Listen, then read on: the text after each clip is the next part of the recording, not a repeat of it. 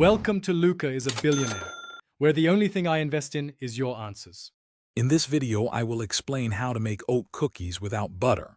We'll explore excellent alternatives like applesauce, mashed banana, or coconut oil, which can replace butter one-to-one in many recipes.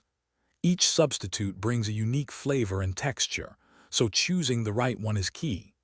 For instance, applesauce adds moisture and a softer chew, while coconut oil provides a firmer cookie. First, gather your dry ingredients. 2 cups of rolled oats, 1 cup of all-purpose flour, 1/2 teaspoon of baking soda, and a pinch of salt. In a separate bowl, whisk together your chosen butter substitute, like 1/2 cup of applesauce, with 1/2 cup of brown sugar and 1 egg. Gradually add the dry mixture to the wet, mixing until just combined. Now it's time to shape your cookies. Use a small cookie scoop or 2 spoons to drop rounded tablespoons of dough onto a baking sheet lined with parchment paper. Leave about 2 inches between each cookie. Bake in a preheated oven at 350 degrees F for 10 to 12 minutes, or until the edges are golden brown.